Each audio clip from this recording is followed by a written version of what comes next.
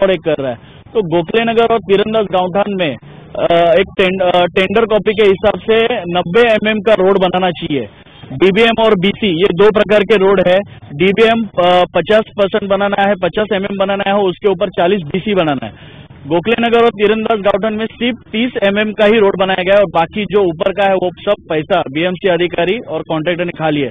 उसके ऊपर मैंने कंप्लेंट भी किया है। अभी भी उन लोग सिर्फ बोल रहे कि हम लोग बनाएंगे, तो हम लोग ये एक प्रकार का करप्शन यहाँ पे हुआ है और रोड की हालत तो बहुत खराब है।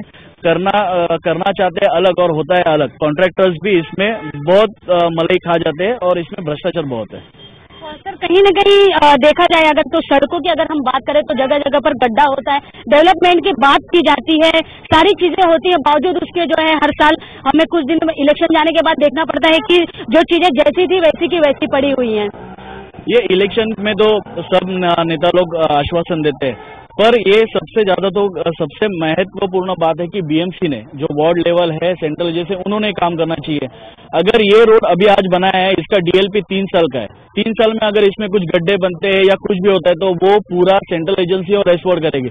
पर अगर इस पे आज अगर आप काम करेंगे, आप देखेंगे तो गोखले नगर और तीरंदाज गांवठान में अभी गड्ढे गिर चुके हैं और वो अभी बीएमसी कभी आएगी नहीं। 3 साल का इसका कॉन्ट्रैक्टर को रिपेयरिंग करने का कॉन्ट्रैक्ट दिया गया है, उसके कॉन्ट्रैक्ट में लिखा गया है अगर इस पे कुछ होता है तो 3 साल आपको ही रिपेयर करना है, पर ये बीएमसी कभी आएगी नहीं और कुछ करेगी नहीं। इसमें सबसे ज्यादा तो भ्रष्टाचार उसमें ही है। ये बिल्कुल सही, भ्रष्टाचार जो है चारों तरफ से घेरा हुआ है लोगों को, इसलिए जो डेवलपमेंट की बात कही जाती है वो केवल ऊपर होती है, लेकिन उसके डीप में कोई जाकर ये नहीं देखता कि आखिरकार लोगों की मूलभूत जरूरतें क्या है। सर आपसे जानेंगे कि जिस तरीके से अगर आप कभी महिलाओं को अपने साथ लेकर कहीं बाहर जाते हैं या कहीं शौचालय की अगर हम बात करें तो इस इलाके में ना होने की वजह से कितनी प्रॉब्लम्स उनको झेलनी पड़ती है। जेंट्स तो कहीं भी एडजस्ट कर सकते हैं, लेकिन महिलाओं को कितना इससे प्रॉब्लम से जूझना पड़ता है।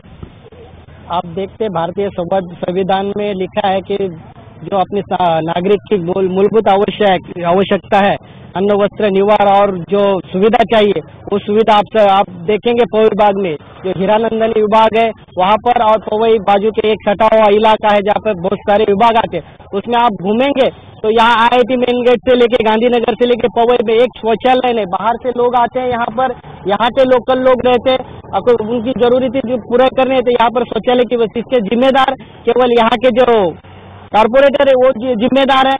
और दूसरी बात रही जो सुविधा होनी चाहिए, आज पवई में देखा जाएगा, मैं यहाँ पर आप जाएंगे मुरारजी नगर, गौतम नगर, स्वामीनारायण, वहाँ की रोड की व्यवस्था ऐसी कि वहाँ पर गाड़ी नहीं जा सकती, वहाँ पर पार्किंग की समस्या, बहुत सारी समस्या यहाँ पर है, उसके वजह से बहुत महिला को दिक्कत आ रही है।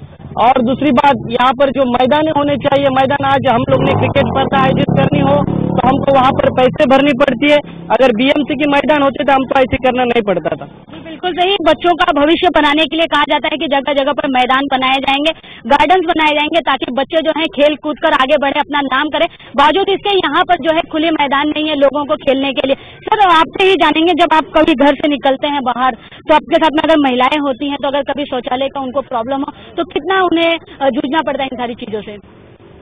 उन्हें हमारे जो ये वार्ड क्रमांक 115 है, आगे 116 है, इसके पहले 114 नंबर है, जो मुंबई के अंदर 227 वार्ड है, उन 227 में हमारा वार्ड बड़ा निराला वार्ड है। मतलब यहाँ पर एक ऐसा परिवार है कि जो हर 5 साल में जीत तो जाता है, किन प्रकार कैसे भी लोग मतलब यहाँ पर इतने सहमे होते कि उनके खिलाफ भी नहीं बोलते। हम लोग कोई उनको टारगेट नहीं कर रहे हैं कि मतलब हमारा कोई उनसे व्यक्तिगत दुश्मनी है। हम जो भी कोई मुद्दा उठाते हैं वो उस खानदान मतलब उनकी जमीन, मुंबई में 3-4 ऐसे मालिक हैं, सर मोहम्मद यूसुफ खोत ट्रस्ट जैसा हुआ, गोदरेज हुआ, वैसे यहाँ पे शर्मा फैमिली है, तो वो जो भी कुछ मुद्दे उठाते हैं वो मुद्दे उनके ऊपर आ जाते हैं। हम ये नहीं कहते कि हमने शौचालय जब मांगा नहीं दे सकते हैं, आप कॉर्पोरेटर हैं, आज आप 20 साल आपको होने आ गया, आप ये एक साल भर में मिलता है। आप अगर प्लानिंग करें, जो इनके ऑफिस है वहाँ पर आप पेपर डालें तो ये सब चीजें आपको मिलती है, मगर यहाँ पे हमें हो नहीं पाया है। सेकंड चीज जो अभी जैसा अभी इन्होंने कहा मैदान की बात, तो प्लेग्राउंड के लिए भी हमने बहुत आवाज उठाया और उस प्लेग्राउंड में कहीं जाके मतलब बीएमसी ने, आप देखा होगा जेवलार फेज 2 पे एक रूट्स होटल है, वो रूट्स होटल अचानक इलीगल खड़ा हो गया और कई करोड़ों का हो गया। पर हमने जब मैदान के लिए बात किया तो मैं बोले यार उसके लिए कंप्लेन मत कीजिए, फिर किसी तरह जाके हमको मैदान मिला, वो भी सिर्फ 619 स्क्वायर मीटर का मिला है। अभी भी हमारा जो गार्डन है जिसमें हम खेलते थे, वहाँ जब वो दूसरी बार नगर सेवक का चुनाव जीते तो उन्होंने वहां पर अपनी इलीगल ऑफिस बना दी और बाकायदा उस पूरे प्लॉट को उन्होंने प्राइवेट प्लॉट में और वहां से बोर्ड हटा दिया। वहां पे बाकायदा बोर्ड लगा हुआ था कि भाई ये चीज आरजी सिनेमा के लिए आरक्षित है, पर आज तक उस बोर्ड को उन्होंने हटाकर वहां पर अनधिकृत बांधकाम कर उन्होंने पूरे प्लॉट को अपने कब्जे में ले लिया। जी बिल्कुल सही। कहीं ना कहीं ये कहा जाए कि अगर जो अपना पद है उसका इस्तेमाल करते हुए लोग जो है लोगों के बारे में न सोचते हुए अपने बारे में सोच रहे हैं। हमारे साथ और लोग भी जुड़े हैं, हम उनसे बात करेंगे कि आखिर जो पवई इलाका है वहाँ पर किन किन चीजों से लोगों को परेशानी झेलनी पड़ रही है। सबसे पहला मुद्दा है मैडम कि यहाँ टॉयलेट नहीं है। जेंट्स तो कैसे भी बसर कर लेंगे मगर लेडीज लोगों का तो बहुत हालत खराब है सबसे ज्यादा।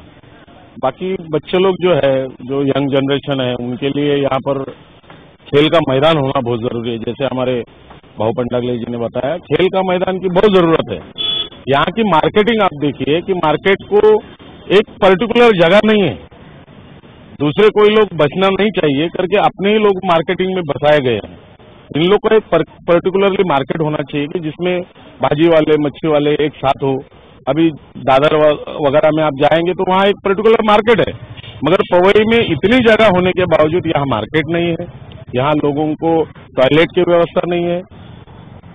यहाँ से गांधीनगर से लेकर साक्टी नाका तक आप कहीं भी पेशाब को जा नहीं सकते, इसके बीच में आपको कहीं भी टॉयलेट मिलेगा नहीं। ये दुर्दैव की बात है कि पवई ये खुला लैंड की जगह थी, मगर यहीं पर ये सब असुविधा है। हमें किसी और पर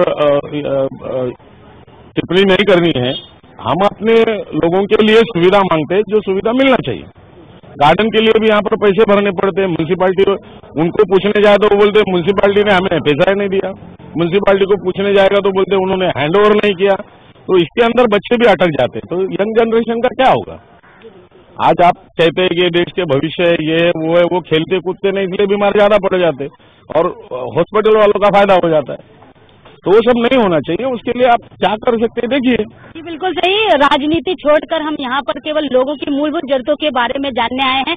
हमारे साथ काफी लोग जुड़े हुए हैं, आप देख सकते हैं यहाँ पर काफी लोग आए हुए हैं।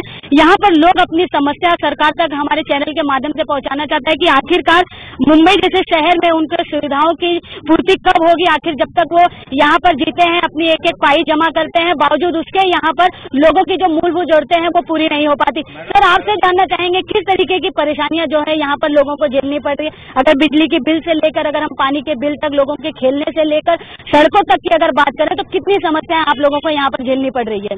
समस्या तो मैडम यहाँ पे बहुत है। एक तो टॉयलेट का है, ऊपर से मैदान का है, सब जगह समस्या है। और अपना जो गाड़ी पार्किंग रोड पे खड़ा करते हैं तो पुलिस पेट्रोलिंग भी नहीं है। पुलिस वाले रात में चक्कर भी नहीं मारते।